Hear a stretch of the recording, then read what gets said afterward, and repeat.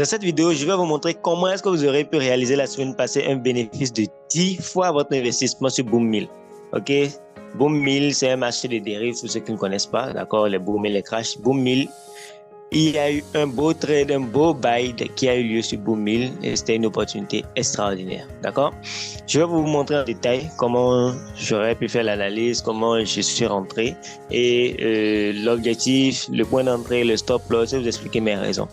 Ce n'est pas compliqué. Je tiens à préciser que dans cette vidéo, je ne suis pas là pour être le conseiller financier de quelqu'un. Vous êtes le seul et unique responsable de vos décisions financières.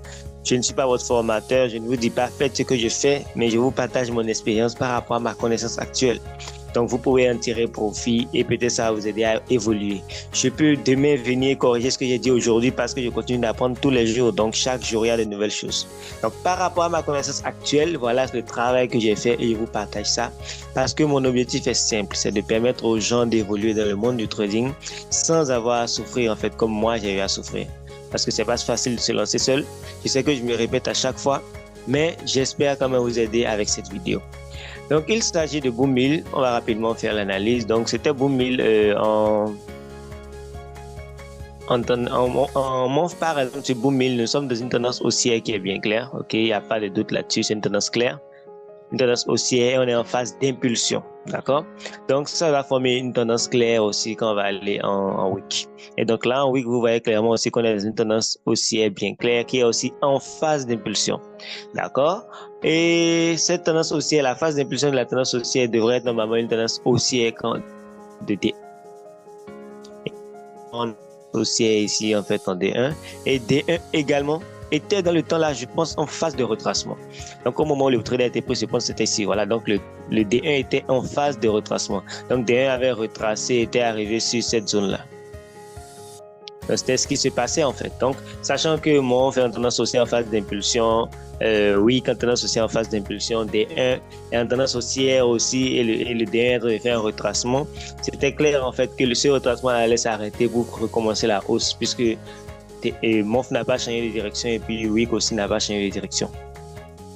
Ok, donc là, si vous voulez, vous allez tracer les zones, bon, les lignes de tendance, ces trucs-là. Bon, moi, je suis pas trop ligne de tendance. Dernièrement, je ne suis pas trop ligne de tendance, mais bon, vous tracez pas, ça va revenir au même quand même. Donc là, on est à une tendance aussi en phase de retracement en D1. Et le retracement est probablement fini puisque c'est déjà revenu en fait sur la zone de support. Et quand on va aller en H4, pour que la tendance, pour que l'impulsion de D1 commence, il faut que la tendance de H4 devienne haussière. Et heureusement, le retracement qui avait lieu en D1 n'a pas changé la tendance de H4. Donc, on a la tendance de H4 qui était toujours haussière, d'accord? Donc, quand le prix est arrivé sur notre zone alors de D1, on a vu que H4 ici a fait un englobement haussier. Et cet englobement haussier est le premier signal que le prix veut commencer à monter. Le deuxième signal que le prix veut commencer à monter, c'est que si on va en M30, on va maintenant la tendance de M30 qui change, ça prouve que H4 a changé de direction. Ce qui nous prouve que D1 a changé de direction pour commencer son impulsion, c'est que H4 change de direction. D'accord? Donc, sachant que la tendance de H4 était toujours haussière, donc on n'avait pas besoin d'attendre un changement, on allait simplement attendre que le prix vienne sur la zone et valide simplement notre mouvement. Ça fait son englobement, nickel. Et après l'englobement, on remarque tout tranquillement ici en M30 que la tendance était baissière, ok, le prix a fait un W ici et a cassé le W. Ça a cassé la zone du W. Je vais effacer rapidement ceci pour qu'on voit plus clair. Donc le prix a cassé le W et est venu pour réagir sur la ligne de cours ici. Donc la réaction sur la ligne de cours, c'est ça en fait qui est notre dernière confirmation, puisqu'il y a eu l'englobement en H4. Le truc là, c'est que ça s'est fait tard la nuit, c'était à 1h00 et la confirmation finale s'est donnée vers 3h30, ok? Même si vous aviez raté cette entrée là, vous aurez pu quand même prendre après en fonction des impulsions et retracements. Donc dans la journée qui va suivre en fait. La meilleure entrée, c'est d'elle que moi je parle quand je fais les analyses et je vous partage.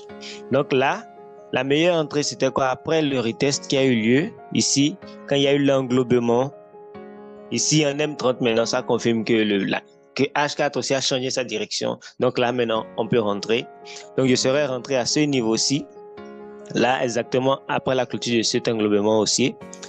Et j'allais mettre mon SL en bas de l'englobement haussier, tout simplement. Le TP, c'est celui de D1, puisque c'est l'impulsion de D1 que je devais consommer. Et donc le TP, voilà, j'allais mettre le TP ici, là, tout simplement. Donc là, on va rapidement calculer le ratio, vous allez voir. Ce sera un truc de, je pense, on revient en M30. Donc le point d'entrée, c'est la première ligne, la ligne du milieu, d'accord? Donc je mets ça là. Le TP sera un truc de 7 359 007 en WIP. Et le SL est à 663 000. Bon, je préfère arrondir à 700 000 comme stop loss. Et si on doit vérifier avec le calcul des lots pour Boom 1000, c'est 50 000 points qui font $1. Donc 100 000 points font $2. Et donc 100 000 points font $2. Donc 700 000 points font alors un truc de $14, je crois. Donc $14 pour gagner $140. Donc c'est un ratio de 1 pour 10. Bon, ça dépasse même le 1 pour 10, mais je préfère qu'on garde ça comme ça. Donc là, si vous étiez rentré ici, vous auriez consommé avec le plus petit lot un SL de, vous auriez mis un SL de comment dit-on? Vous aurez mis un SL de $14 ici, ok? Et vous allez avoir le TP qui est totalement en haut, qui est la zone de D1, qui était loin ici. Et donc, ça faisait un ratio de 1 pour 10. Si vous avez des questions, posez dans les commentaires. Je suis ouvert à vous répondre. D'accord? Je n'ai pas de souci avec ça. Donc, mon but est de vous partager ma compréhension actuelle du marché. Ce que j'ai compris maintenant du marché, c'est que le marché évolue toujours en tendance. Ça utilise les zones pour évoluer. Et dans une évolution, c'est très simple. Hein. Quand l'impulsion de D1 commence, c'est que ça fait une tendance entière en H4. Quand l'impulsion ou le retracement de H4 se fait, c'est que ça fait une tendance entière en M30. Quand l'impulsion retracement de M30 commence, c'est que ça fait des tendances entières en fait en M5. Et les impulsions de Wick, ce sont des tendances en D1. Les impulsions de Mont sont des tendances en Wick. Donc quand j'attends que le prix finisse son impulsion, par exemple, je suis en D1 là, par exemple, on était dans un retracement de D1. Je voulais que D1 commence son impulsion haussière pour prendre le trade. Donc ce qui allait me confirmer que D1 veut commencer à monter, c'est simplement le changement de direction de la tendance de H4, puisque le retracement de D1 fait une tendance baissière en H4, d'accord? Et l'impulsion de D1 doit faire une tendance haussière. Et donc là, je devais attendre d'abord que H4 confirme. Et ensuite, après que H4 a confirmé, je suis allé maintenant attendre que H4 a confirmé le mouvement de D1 en fait. Donc maintenant, après, je suis allé attendre en fait en M30 que M30 confirme le mouvement qui va se passer en H4. Et après ça, l'entrée a été propre.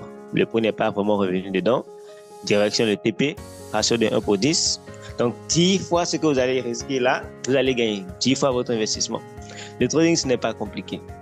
Je n'utilise pas d'indicateur, je ne lis que ce qu'il y a sur le graphique. Je vous ai même déjà expliqué la base de ce qui me permet de voir ce que je vois actuellement. Je comprends simplement que le marché évolue toujours en tendance, toujours sur les zones, et que chaque impulsion ou retracement de l'autre time frame supérieur constitue une tendance entière de le time frame inférieur. Donc sur ce, si vous avez des questions, je vous attends dans les commentaires. N'oubliez pas de vous abonner et de liker cette vidéo, partager à vos amis qui sont traders et que ça pourrait aider, d'accord? Qu'ils soient traders rentables ou pas, j'aimerais avoir votre avis en fait par rapport à ce trade-là. C'est surtout aussi ce que je veux. Vous trouvez que l'analyse est bonne, vous trouvez que l'entrée est mauvaise, est-ce qu'il y a quelque chose qu'on peut améliorer? Je vous écoute, je suis à vous en fait. D'accord? On se dit à la prochaine. Ciao.